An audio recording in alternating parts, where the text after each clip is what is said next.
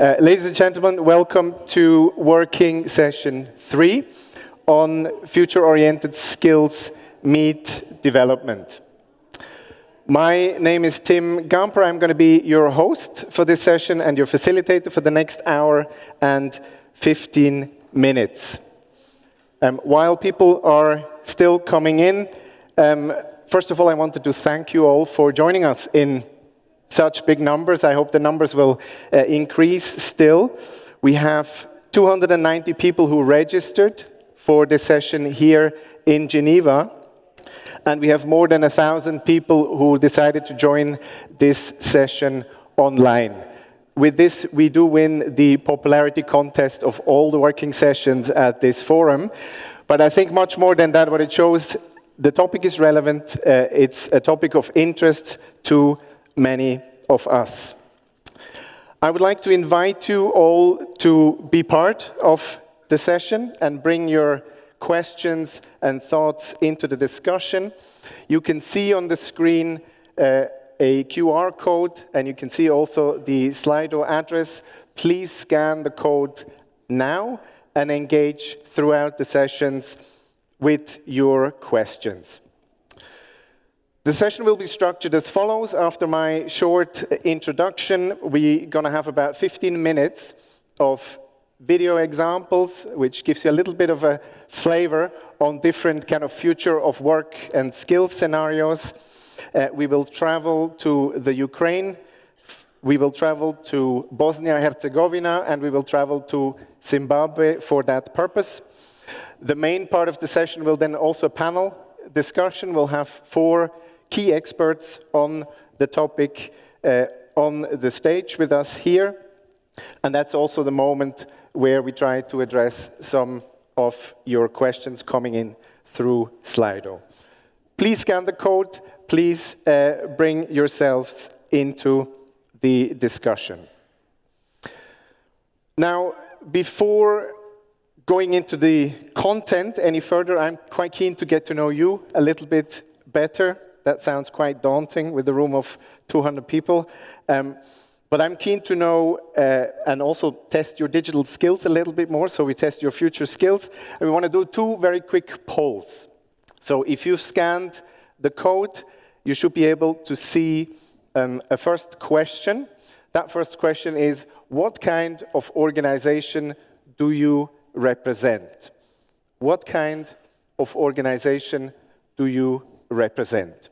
Please answer that question, and in about 10 seconds, we'll have a look at our results.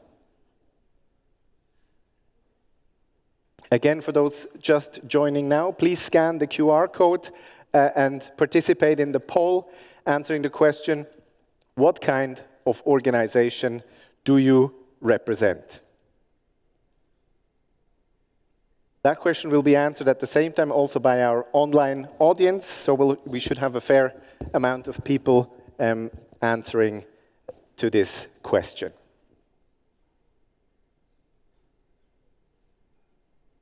Can we have a look at the results?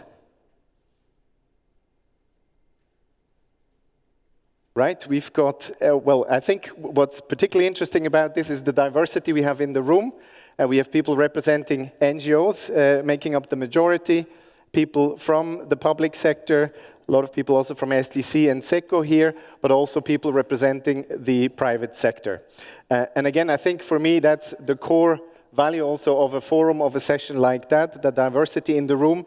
And again, the invitation to you, bring your perspectives, your questions in so we can address them as we go along. I've got a second poll for you. The second question I would like you to answer, as you're now already future ready with your digital skills, what are you most worried about when thinking about future of work and future skills? What are you most worried about when thinking about your future work and skills?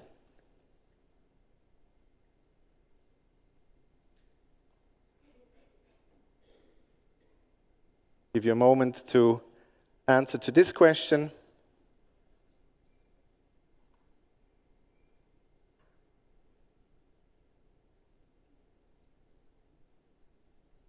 Here are the results.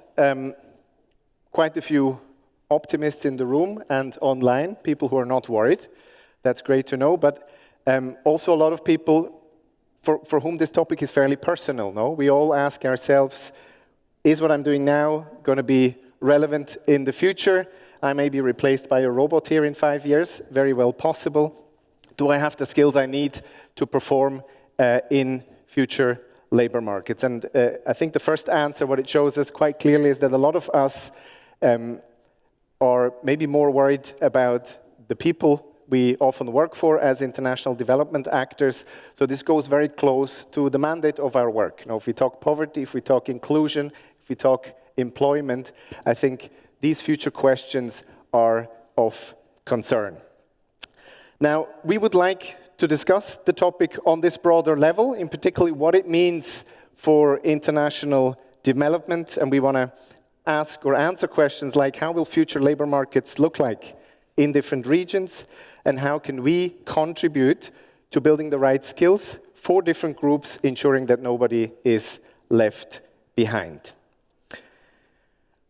Let us go into it and travel first to Ukraine, a country where any talk about the future is challenging at best, but where specific skill sets will be key when it comes to the reconstruction of the country.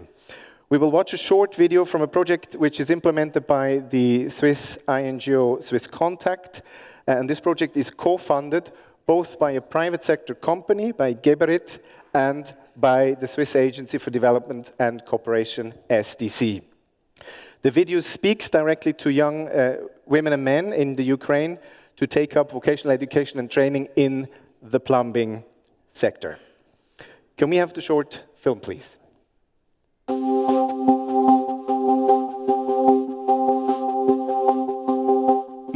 We're getting ready for the future recovery of Ukraine, and it is the youth who will play the key role in this process. The time has come when working professions are in high demand. Today in Ukraine, one has every opportunity to take a successful career path. Have you already thought about the future? Have you considered where to enroll your child? There is an option. Vocational education institutions, known as VET, destroy stereotypes of plumbing professions. Today's plumbers are highly skilled in modern technology and engineering. Using state-of-the-art equipment according to European standards, international projects like EDUP are already working to improve education and are developing e-learning programs. VET institutions develop direct links with businesses interested in investing in high-quality training of future specialists. During your studies, your child will be provided not only with housing and a scholarship, but also with paid internships at well-known companies. Girls also tend to choose this profession because modern technologies and equipment make it accessible to women as well. In the coming years, the demand for working professions will only grow. Don't hesitate and check the school in your region. The profession of the future is already in front of you. All you have to do is make a choice. Thank you for this video. We have now the possibility to connect live to Sonja Losley. Sonja is the project manager for the Public-Private Partnership for Improved Plumbing Education project. That's a tongue twister of a project name. Sonja, welcome to the IC Forum and Working Session 3. Thanks for making the time to talk to us. Thank you for having me. Now, Sonja, when we think or talk about future of work or future skills, we have a tendency to think digital skills, green skills, maybe so-called 21st century skills, but probably less immediately about plumbing. Can you explain to us in what way this video connects to the future of work and future skills in the context of Ukraine? Well, the future in Ukraine is obviously different, and it will be very much oriented towards reconstruction. As usual, it's the context that shapes the future of the labor market, and this needs to be the main driver when identifying future skills. It is important to prepare the labor force for that and to provide hope and perspectives to young people, especially in the current situation. It is a myth to think that the future of work means that everything will be done by robots and that all young people will be working in IT or on solar panels. There are some key jobs, like plumbers in our case, which cannot be automated, and you will need quality workers that are able to use quality tools and instruments in order to perform their job in the workplace. Our video also tries to address a sector that is suffering from a very bad reputation, and there is a strong mismatch between skills demand and skills supply. The video tries to show that vocational education can be attractive, it is modern, and it can offer a perspective for gainful employment. It also tries to address gender role stereotype by showcasing both women and men working in what used to be traditionally a male job. When we look at the role of digital and green skills in the context of Ukraine and in our project, obviously green construction is very important, especially if we think about the after-war in order to rebuild better. As for digital skills, these are a tool for us. Obviously, we use a digital learning environment. We work with apps to facilitate learning, etc., like many other projects are doing. But the actual work of the future plumbers is still going to be done with their hands. Thank you, Sonia. One of the key features of your project is the partnership setup. No, you have the public sector SDC and you have a private sector company, Geberit, both on the board of the project, both funding, steering, managing the project jointly. From your very practical viewpoint, what would you say is the value addition of having the private sector on the board of your project, and why does this increase effectiveness in terms of future-oriented skills? For us, working closely with the private sector does not only help to bridge the funding gap. Having private sector partners on board means that we can define the objectives and the results based on real market demand and using the insights and expertise of those who are the creators of the latest technologies and modern equipment, and those who are the providers of future employment opportunities. In our opinion, it's a win-win situation. The main motivation for the private sector is to have skilled people who know how to work with their products and technologies and who are aware of the added value of such high-quality products. Thanks to this collaboration with the private sector, our project has access to their network, to their know-how, and also to future employers. Sonia, that almost sounded like a commercial for doing much more projects like that, much more projects in this private sector engagement setup. Why are there not more of such setups, and what would you say needs to be done that we have more private sector engagement setups? It's a very good question. Thank you. In fact, these public-private development partnerships are not always easy to set up, as on the public sector side, decision-making processes can be quite lengthy. And if we can say so, a typical development project proposal contains terminology and long-term visions which do not always align with the private sector logic. When you approach a potential private sector partner for cooperation, you need to be able to pitch the project idea to them in a way that clearly shows what's in it for them. This will always be the first question that they ask. I think one of the key factors of success is to invest into understanding each other better and to speak the right language. Like in our case, we have a diverse team with very different backgrounds, including people with experience working in the private sector. I think only if we manage to align expectations and to identify common objectives to show where the interests of both sides overlap, only in that case we can create a true win-win situation for both parties involved. Fantastic. Thank you very much, Sonia, for your time. Also, good luck with the rest of the time of the project. Thanks, Sonia. If you're interested to know more about Sonia's project and Swiss Contact's work, there is a stall in the foyer. Please use the break after this session to visit the stall. Thank you, Sonia.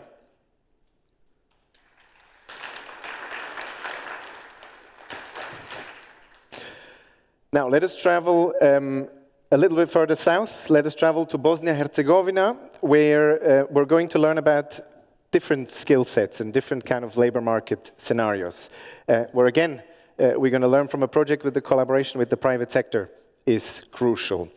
We have pre-recorded a short interview I've made with the Helvetas project manager, Željko Karanovic, who implements the SDC-funded Market Makers project. Can we have the video, please?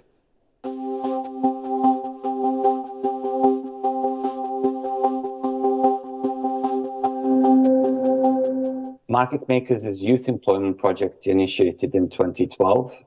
We operate through partnerships, supporting the private and public sector to improve their performance and create more enabling environment for skills development and employment growth.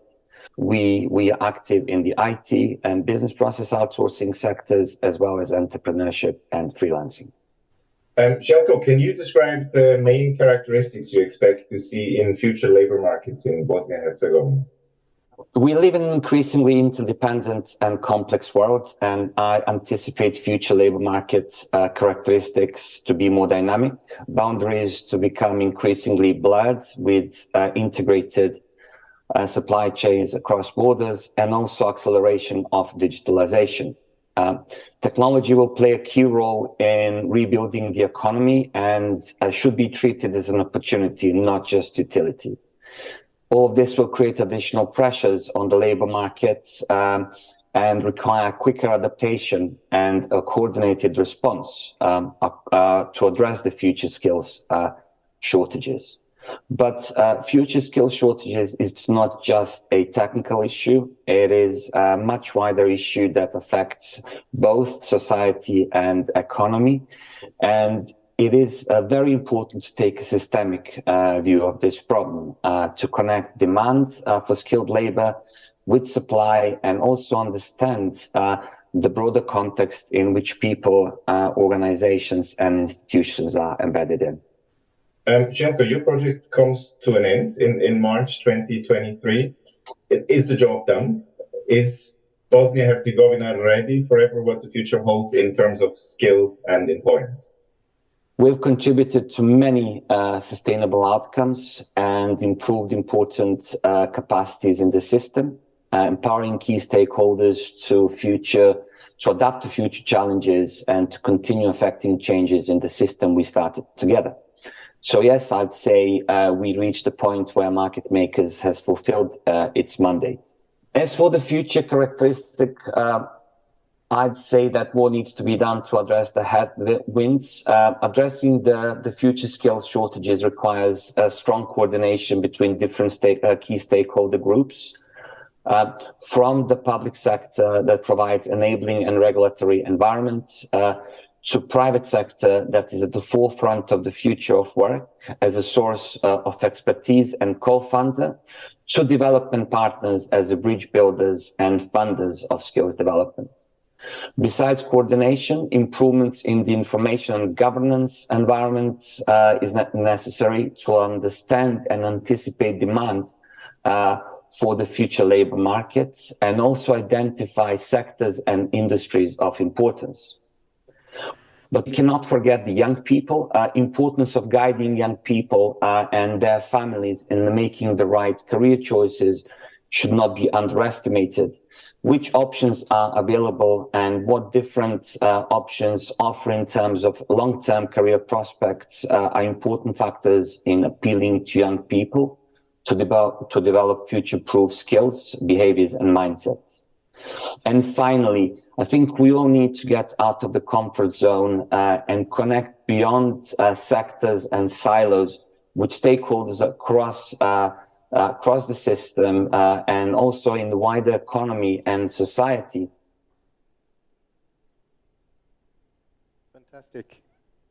Thank you also to Željko and the Helvetas team for that video contribution. Same thing here. There is a Helvetas stall in the foyer where you can get more information, or also online on the Helvetas web page.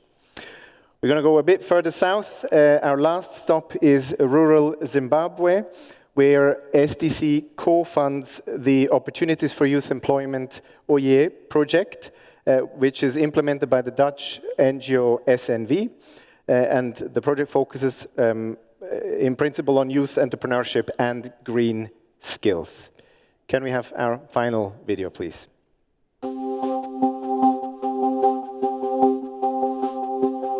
Pollution of the environment due to energy extraction methods has become a grave cause for concern as the effects of climate change take a toll on people's livelihoods. Solar power has become a favored alternative energy source as it offers clean energy which does not harm the environment. The OYE project has made it possible for young entrepreneurs to tap into the lucrative business opportunities that solar energy presents. Ndangotangawo kugara kumba ndichifunga kuti ndaizoita sei. Then after that ndo pandakaona an open call yaidiwa mayouth to participate in OYE project. Application yangu ya approval, I started to go through my trainings. Takabva tatanga kuwaniswa ma opportunities ekuita my internship. Relation yacho kuti mama guidelines anodiwa nemutemo pakuinstalla solar, ma measurements tese tichibva taita sei tadzidziswa.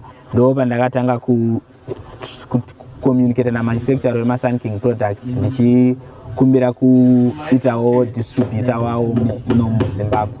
Rwendo rwandafamba neOYE rwandibatsira pakutodzidzisa mamwe mayouth chaiwo kuita masolar installation. In the coming years tirikutasira kuti tinenge tane a solar manufacturing plant kuno kuZimbabwe, uyezve tinenge takukwanisa kuassembla, tinenge tane authority yekuassemblera ma Sun King products kuno kuZimbabwe.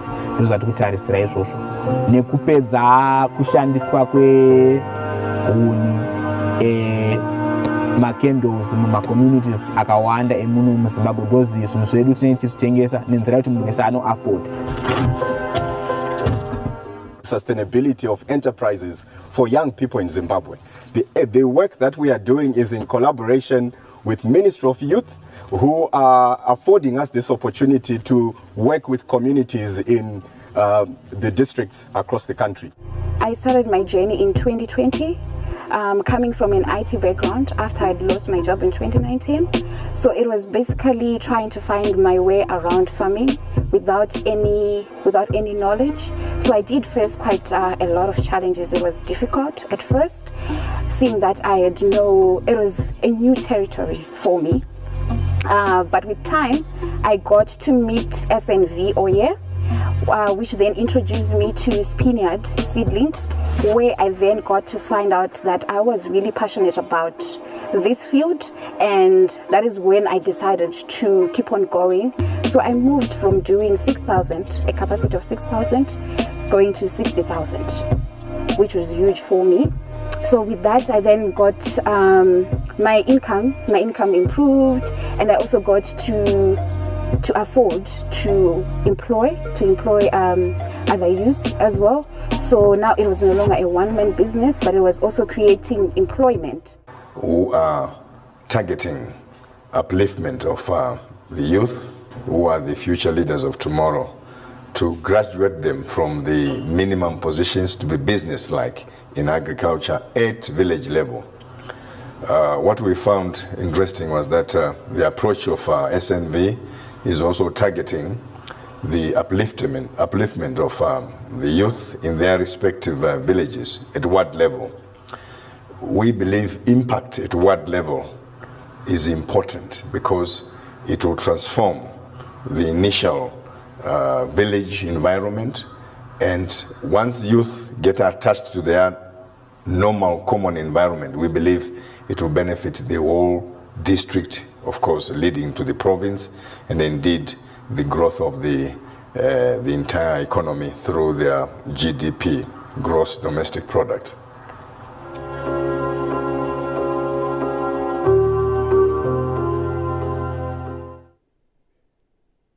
Thank you also very much to SNV for their video contribution. More information, if you're interested, you can also find on the SNV page.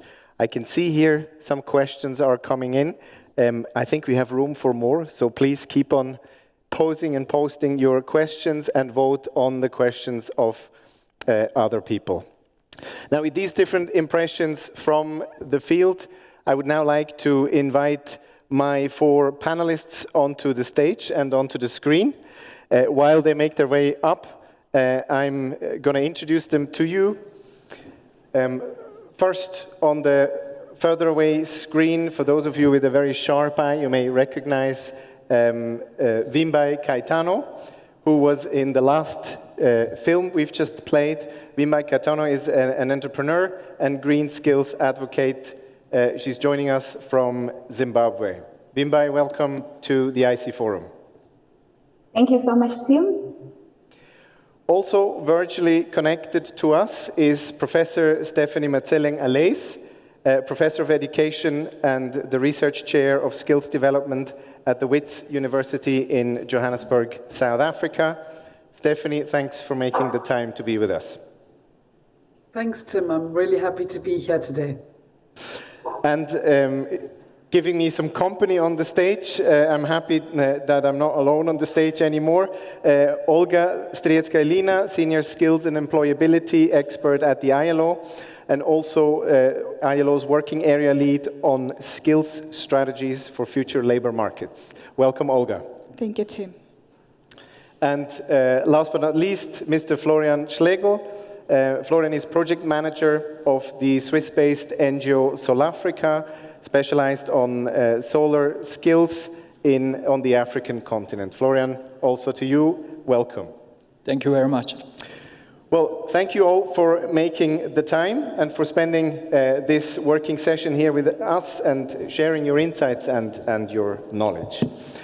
Now, we've just seen 3 different video examples, different future of work and skills scenarios.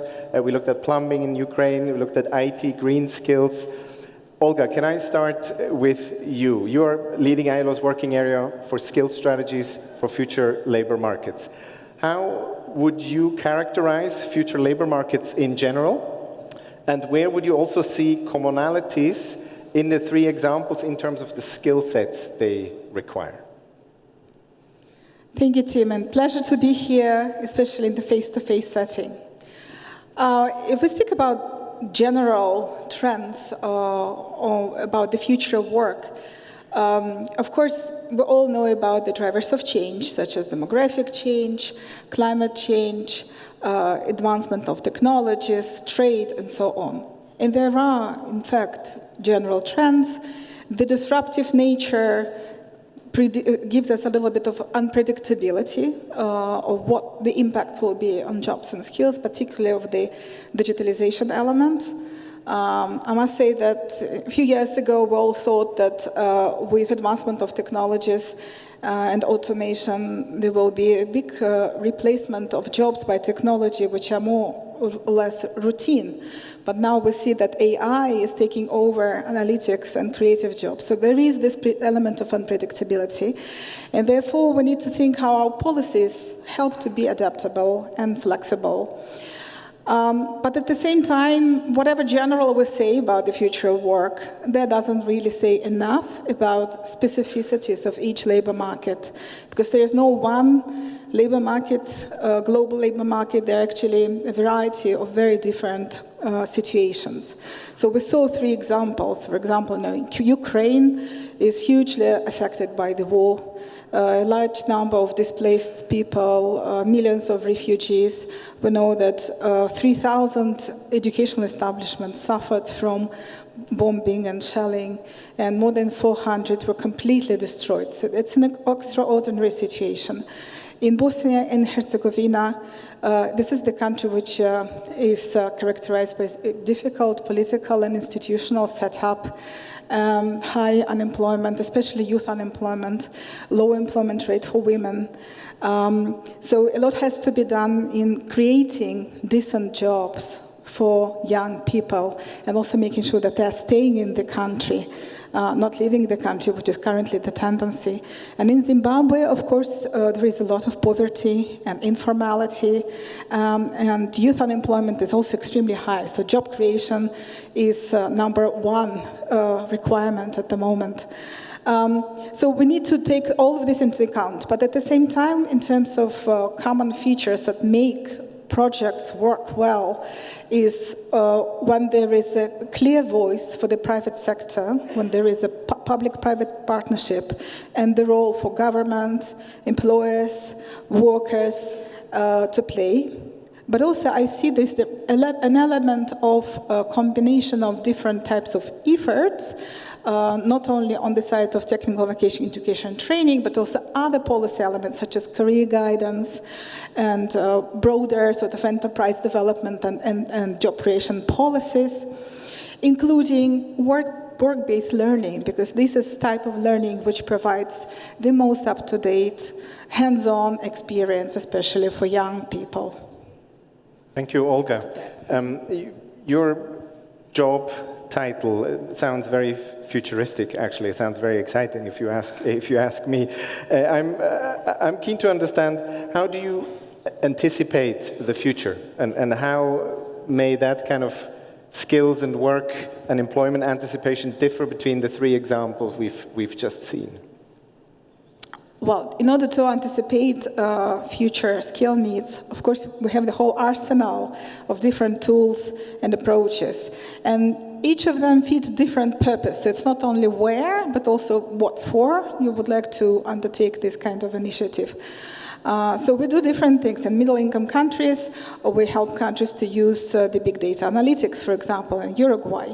Or we just started a new project in Namibia, which is going to use a little bit of modeling to produce the knowledge about the potential impact on jobs and skills from investment into green hydrogen. So that's an example. But speaking of the three examples we also have projects in these countries. And for example, in Zimbabwe, we had a very successful project in the sector of renewables and climate-smart agriculture, which was all actually based on the private sector involvement. And the success factors there were interministerial collaboration and the involvement of employees directly from the sector in the identification which occupations have to be tackled, and then involving them in conceptual development of competency standards, curricula, and then into training and mainstreaming through TVET as well, through collaboration with government. In Ukraine, which is an extraordinarily difficult situation now, we have worked a lot with our partners developing e-learning modules, and the platform which allows teachers and students to benefit from resources, and more than 30,000 teachers and 140,000 students already benefited, which is extraordinary as well. But it's not enough. We need to think about what kind of skills will be needed in the framework of the recovery. So we need to adapt the tools we're using usually. For example, we have this tool, rapid assessment, which we use mostly during the COVID-19. Rapid assessment of reskilling and upskilling needs. But of course, because it's quite interactive and involves also the private sector, we have to adapt also the process, because people will not be always available. Some things will have to be done online. So we use, in a way, the experience and those advantages which were brought by very disadvantageous situation of the COVID-19, and adapt it further to the conflict and post-conflict situation to bring that tool to the sectoral level, along with actually another skills for trade and economic diversification, which is a very sectoral-based approach, where we work based on a foresight which is done together with partners from the sector, so together with the private sector. We're just starting the process there in Ukraine.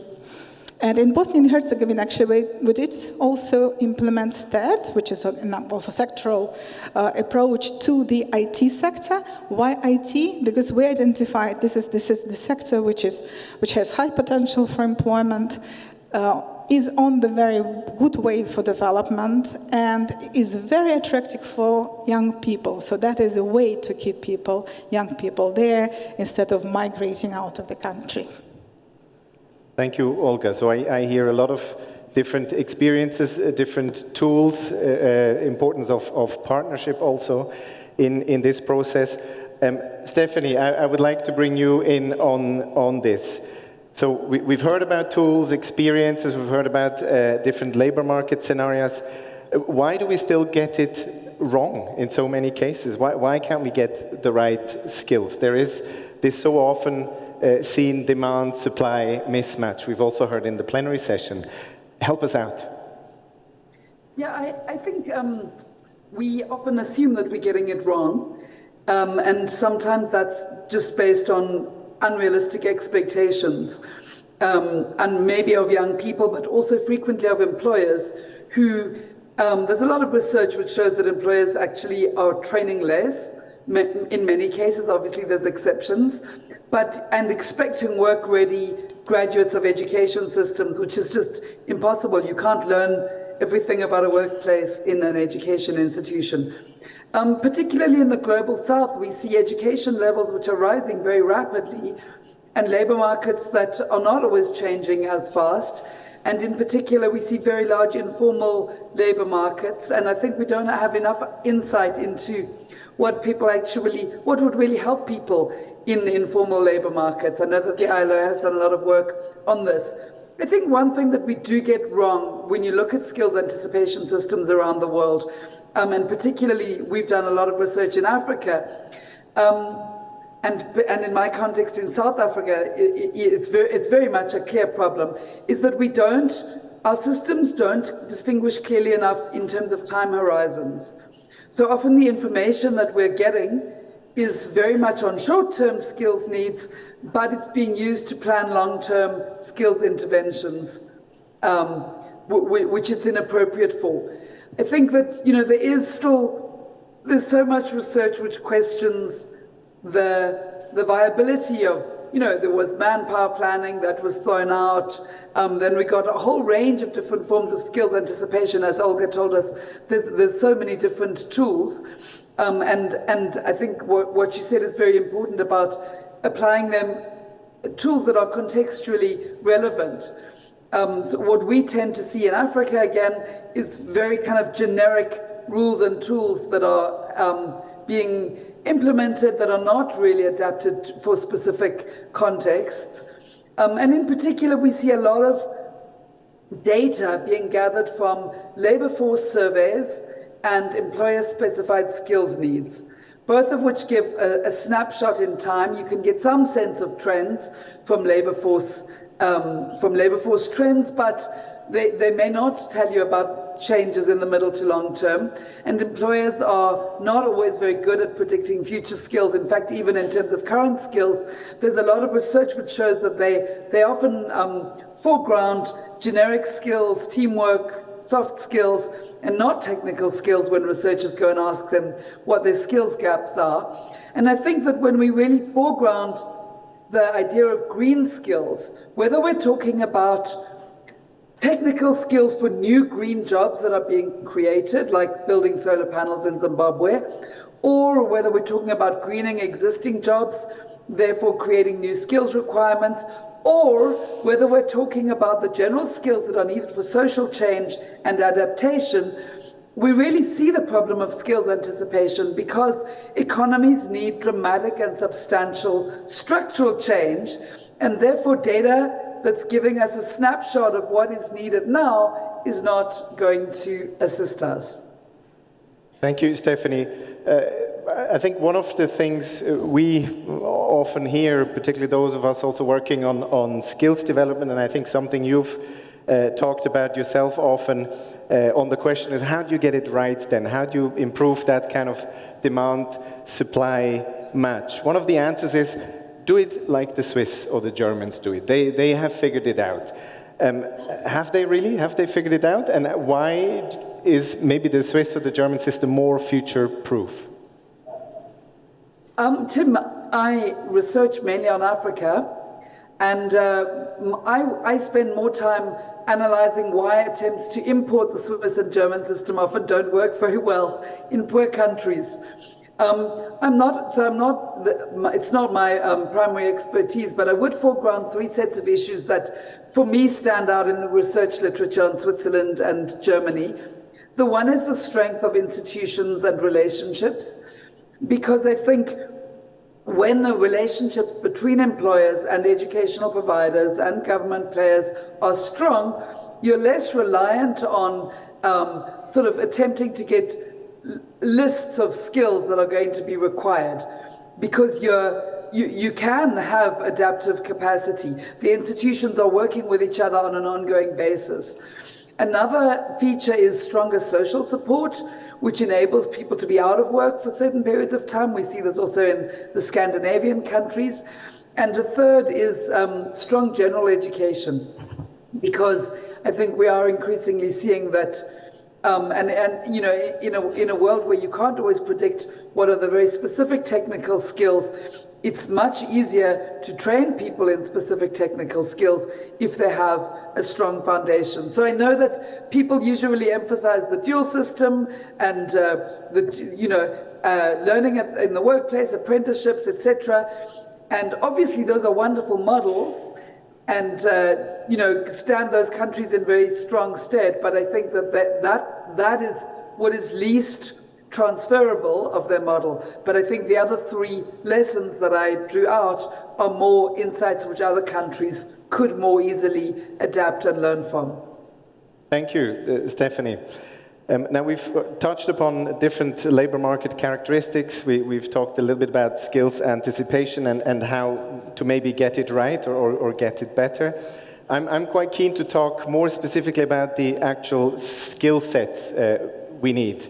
And I would like to bring in Wimbai on this. Wimbai, in your specific case, what skills would you say were key for you to become successful and also to be future ready? Thank you, Tim. Well, for me, it was mainly about discovering a passion first in farming than it was in IT. So for me, the transition was a bit bearable because of the passion that I had. But passion alone was not enough. I had to learn my farming crafts, how to do seedlings and crop management. And also I realized how important soft skills are in the journey of an entrepreneur. I had to learn, and I'm still learning, on your time management, discipline, project management, negotiating skills, communication skills, risk assessment and management, all of that. All those skills have helped me to build a business, and I would want to build a business that is sustainable. And to realize that with these skills, you learn them on the job. You learn them on the job, which is, you cannot just have a once-off training and it'll be enough. It's something that you cultivate as you are working on the job.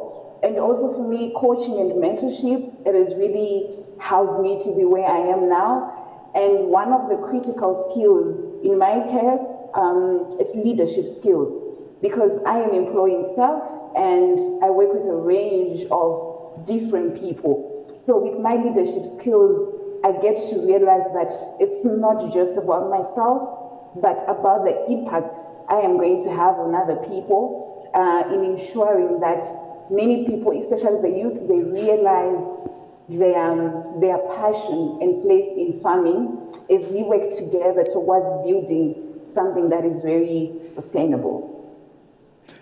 Thank you, Wimbai. So a combination of kind of technical skills for farming, but the importance of soft skills and also the importance of learning on the job, kind of this continuous learning in your case. Now, besides these skills, we've also heard in the videos and in some of the statements the importance of an environment, an enabling environment around skills. So it's not just about training and skilling people. There is an enabling environment around that is necessary to be future ready. So what would you say was that enabling environment in your case to grow as an entrepreneur? And maybe how would you say that environment has to improve still in terms of making people more future ready? Okay, in my case, given how this field was very foreign to me, I had to then search ways in a way I could improve in my craft. So I joined quite a number of farming associations. And it is through these farming associations where they facilitate networking of farmers, joint learning, access to discounted inputs, and access to information.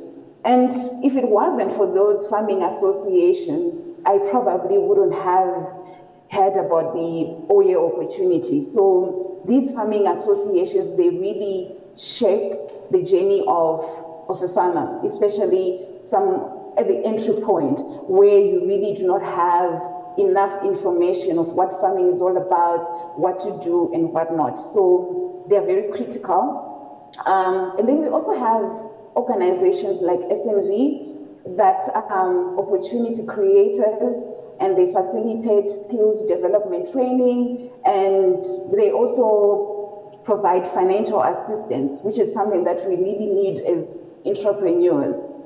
And speaking of the future, I think the government needs to put the right policies in place and incentives that will really support the entrepreneurs to start their ideas and grow their businesses. And we also need the right financial products, because without capital, there isn't really anything that can be done. So there's need for access to the right financial products. And also to just create an environment where the youth can really get to learn about the opportunities that are really out there. That way they are able to identify what is really out there and where they can fit in. That way it needs to be cultivated at a very tender age, I would say. That way people get to shape their dreams, their goals with really the right knowledge. Like in my instance, I have started a program of awareness in high schools where we are really sharing information on climate change and food systems and how to really build something sustainable. Because I think it's really more about building something that is sustainable. Anyone can start a business really, but is it going to be sustainable? What is required for each to then be sustainable? So those are some of the things that need to be harnessed in people. So because we really don't learn it in school, but through doing, and like when we have workshops where people get to share their journeys, you get to understand what it is all about, and that way it really shapes the future, because they grow knowing what is really out there and what is expected of them, and we avoid to make many mistakes and projects that really don't go far. Sustainability is really the goal that is here, but how do we build something that is sustainable? What skills are required? And so that awareness is really needed, and really doing workshops that for information dissemination, and even practical, like your internships, that really needs to be done and really help the youth to grow. Fantastic, thank you, Wimbai. Florian, sorry for the long wait, but I want to stick with the green skills also. Wimbai, you're a green skills advocate. Florian, fair to say green skills are in your DNA, or at least in your professional DNA. And I also see that some questions from the audience are coming in around the topic of green skills, and we'll stick a little bit with that. Can you help us understand in simple words what green skills actually are, and give us an illustrative example of what you do in this regard? Sure.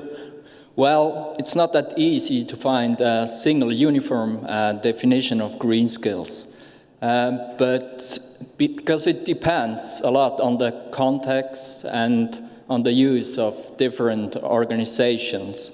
But simplified, green skills, they include all the abilities, the knowledge, the attitudes to develop and support a sustainable world. Sustainable meaning a resource-efficient, low-carbon and socially inclusive world. But there is quite some confusion between the terms green skills, green jobs, and they are often mixed. Here it's very important to distinct between green skills and green jobs, because green jobs are clearly related to the environment. For example, the job of a solar installer, meaning the solar installer, he needs a huge set of green skills. He needs almost all of his tasks are qualified green skills. And then there is a trend of putting to existing professions, jobs, an environmental dimension, meaning making the work of an electrician or a construction worker greener, more sustainable, more climate friendly. Then we are talking about greening skills or greening jobs. Yeah. South Africa, for instance, we are active in the field of green skills development and vocational training in solar technology, mainly in East Africa, and in one program in Switzerland. In Ethiopia, for example, we have developed and introduced a nationally recognized training system, vocational training program for solar technicians, together with a wide range of international and national stakeholders. In this program, we have developed occupational standards, curricula, and trained more than 500 young people in the maintenance, in the installation, the distribution, and maintenance of solar systems. Thank you. Florian, I'm just looking at questions coming in. I would like to address some of the questions also coming in from the floor. And the top questions are all related to green skills. So maybe Florian, you can give the first one a go here. So one of the questions coming in says, what will be more important for a just transition, specific profession-oriented green skills or basic transferable green skills? Is that something you would be able to respond to? It's not that easy. It's for me, it's the question, what's more, it's easy to create new green jobs. That's much more easy than greening existing jobs, to putting additional green skills in an existing job. Yeah. Right. I don't know, Olga, do you want to add? And Stephanie, if you want to come in later? Yeah, based on our research on Skills for a Greener Future, there was a report published in 2019. We identified the whole set of skills which will be needed on the labor market, but we don't speak about green skills for the reasons which were actually mentioned about the limitations and difficult really to identify which skills are green and which are not, because there is the whole spectrum of skills which will be needed for the successful green and just transition. And there are core skills, including leadership skills, tremendously important for the green transition, communication skills, IT, language skills, teamwork, and so on, but also technical skills. And here's the interesting thing comes. There are transferable technical skills, which are very important. So if you're a good construction worker or a good engineer, you have better chances to transfer to one of growing industries within the same occupation if there is an investment done towards greener future. So be it renewables, or be it energy efficiency, or just greener ways of investing into infrastructure and manufacturing services. And then, of course, there's the whole range of occupations. So these are specific technical, job-specific skills. that are needed also for the success, including understanding the new functions of renewables. For example, if you're a green plumber, you need to understand how household solar PV systems work, how they connect maybe to the Internet of Things nowadays. So it becomes more and more complex, even though this is still TVET, but that's what we found out also in the research, that most of turnover of jobs, that means jobs lost, but also most of jobs that may be potentially generated, and potentially that could be more than 100 million jobs by 2030. And also 78 million may be lost, not necessarily if we invest into reskilling, upskilling of people into new occupations, for example. But yes, so the most turnover happens actually at the middle skill level, which means it's TVET, technical vocation, education and training. That's where we need most of investment. And we also know that mostly people who will benefit from job creation are men. So if we don't break that cycle, this is not going to change in the future. And the best way to do that is actually investing into skills of women. So when I speak about transferable technical, I think I did not specify that. So for example, green marketing would come across many occupations as something very important. That's just an example.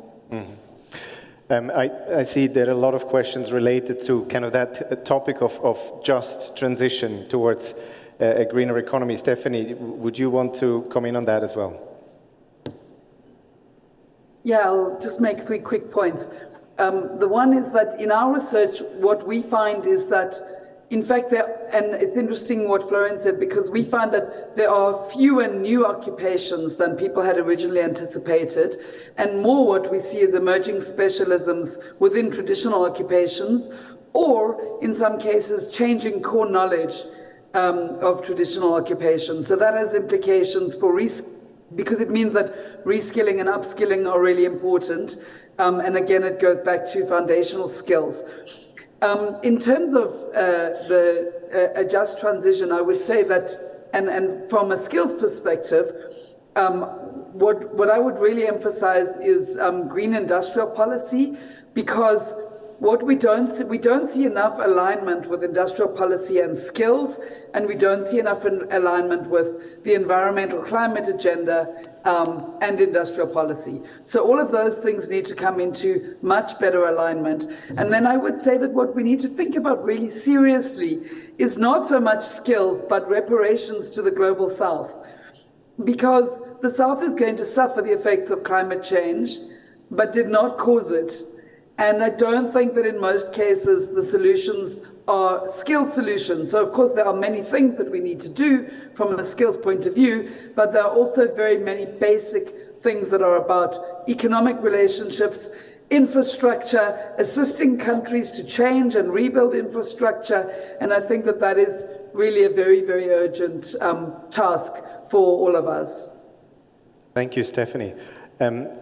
I see we've talked quite a bit about the private sector already and the importance of partnerships with the private sector.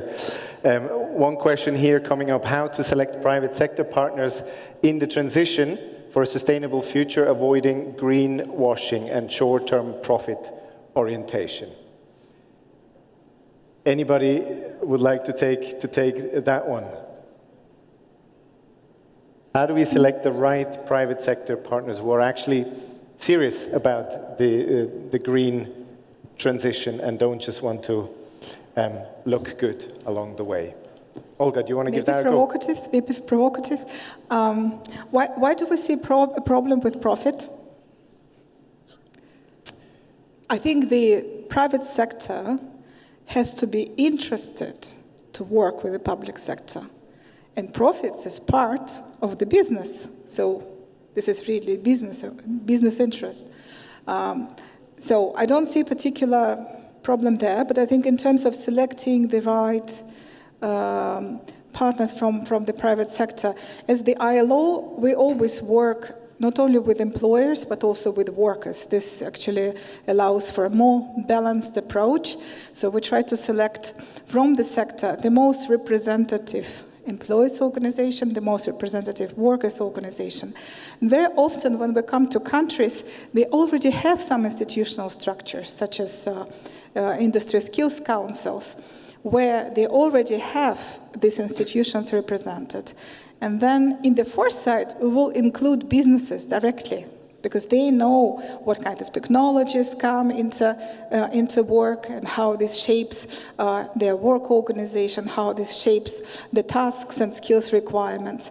For this, we will try to select those employers that are important in terms of impact on employment in the sector, those who are the cutting edge in terms of technologies, but also small and medium-sized enterprises, because they create most of employment, especially in developing countries, and they need also their voice to have heard.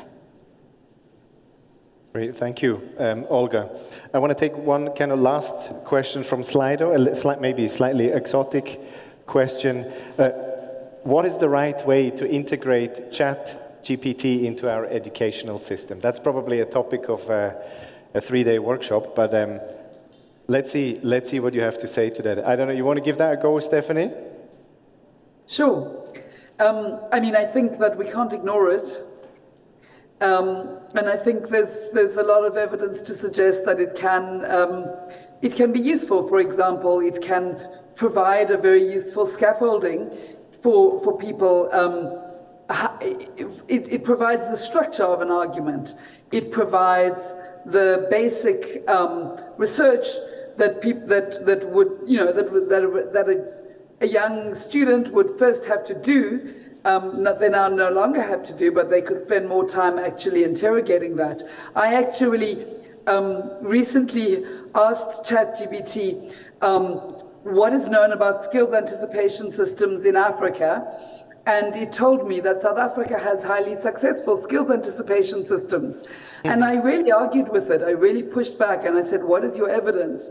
And it kept giving me government policies and government reports, and it kept telling me that youth unemployment in South Africa is declining, which is not true at all. Okay, admittedly, it goes only until 2019, but I think that it was a very interesting experience for me, because it really does give you a basis, and I think we could use it to teach students essay writing skills, for example. But the information that it's got is only as good as fairly superficial documents that are out there. Obviously, it can do differently on different topics. There's a lot it can do in coding.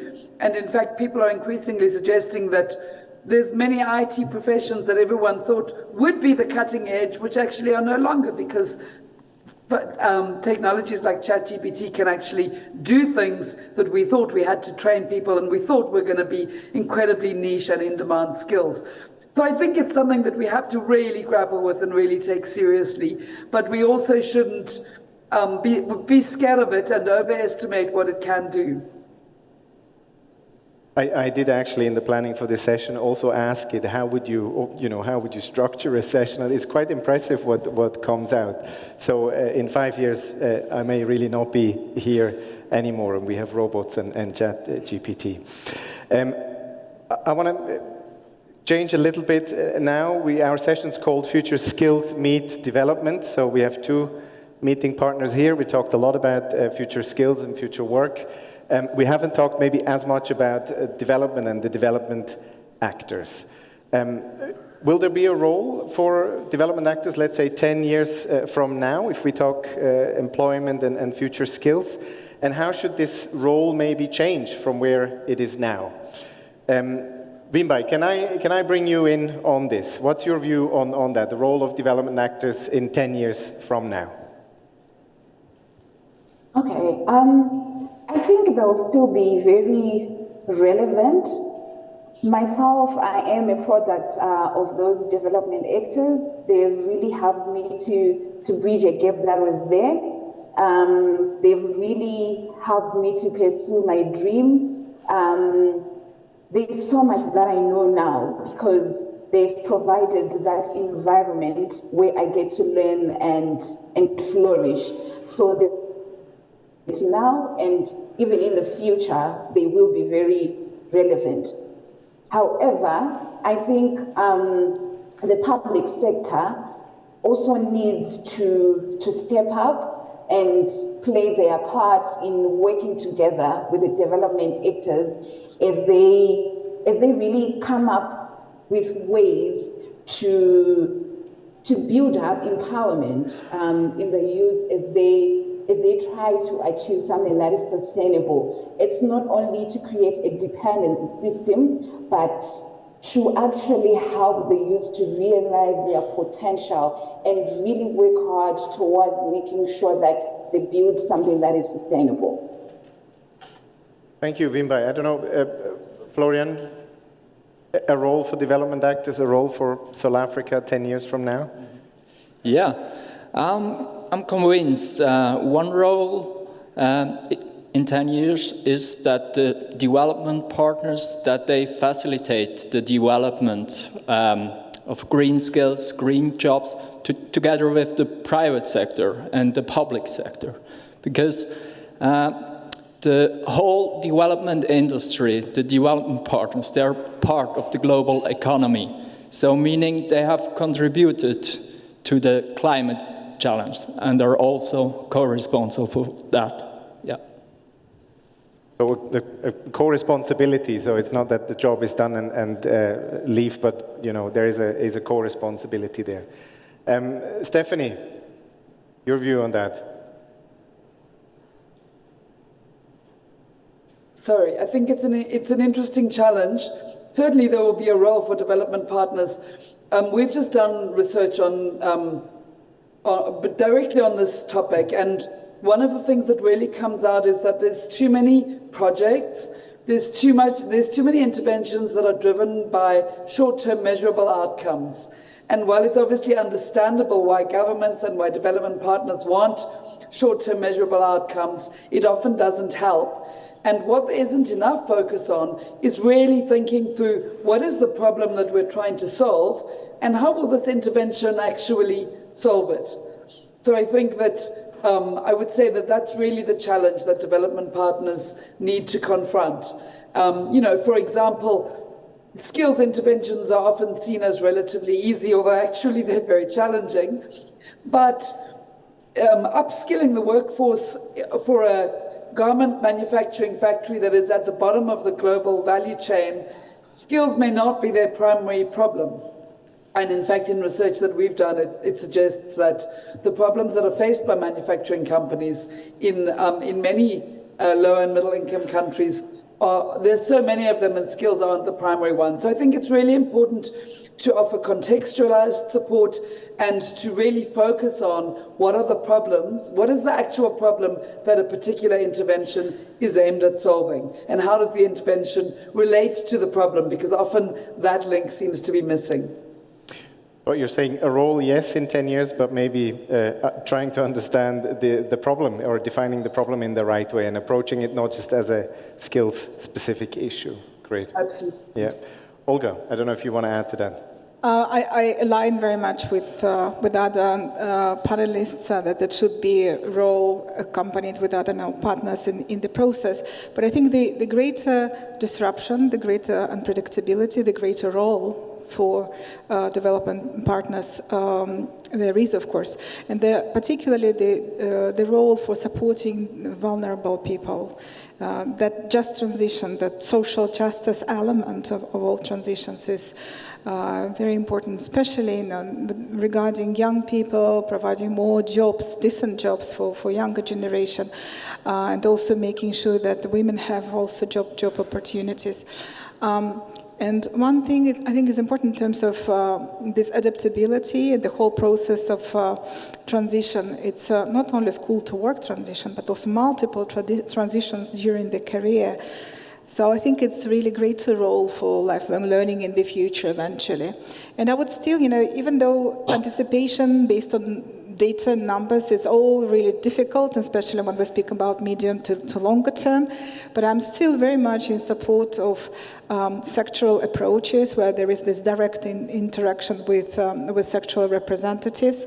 I know that sometimes enterprises actually come to us, to the ILO, and they do ask, what will be the future of work? What will be the skills required? We are lost ourselves. And for us, it's a bit shocking because we are used to say that the silver bullet is social dialogue. You need to ask the private sector what will be the skills needs of the future.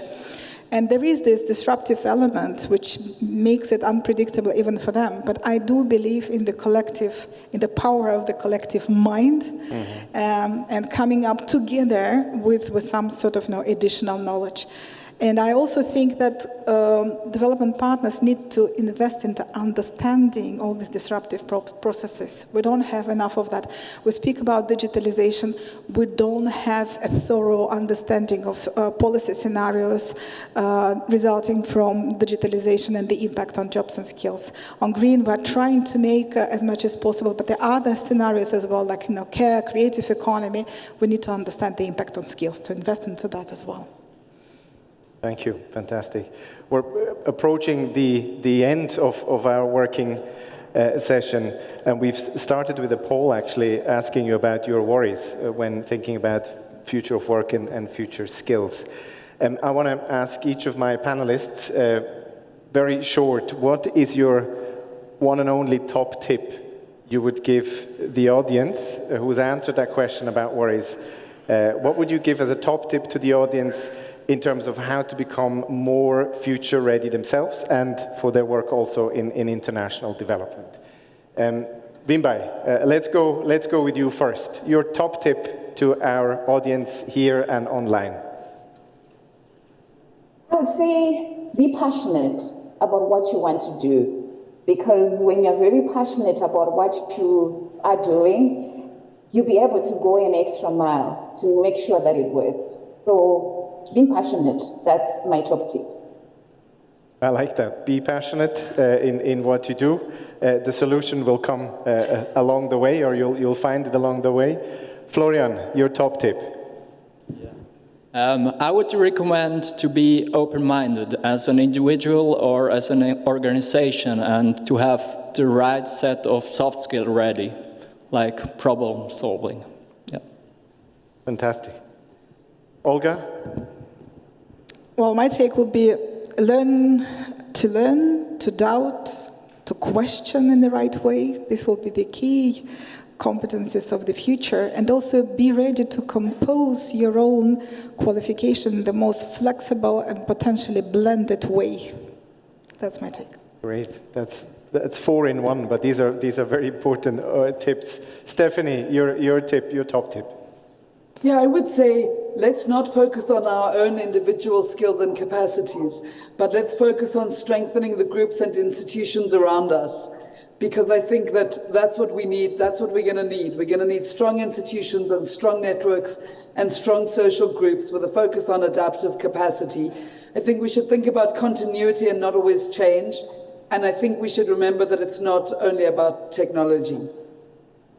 Thank you very much.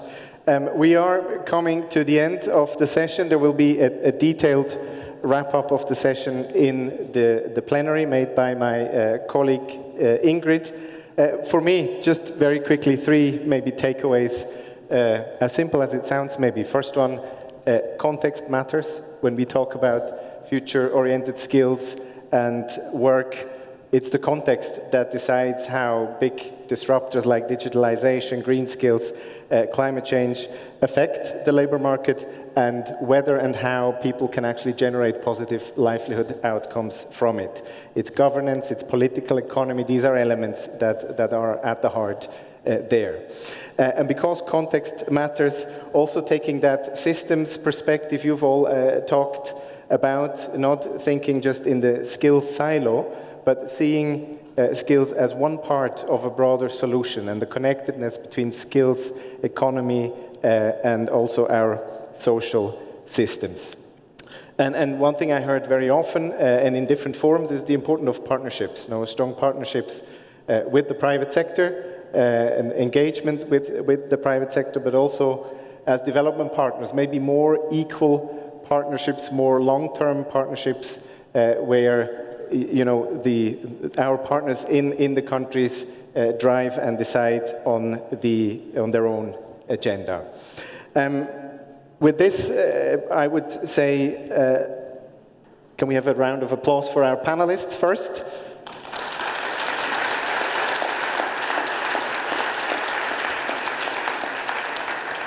And as I just was talking about partnerships, you have now about half an hour of networking. That's the time to form and forge partnerships as well.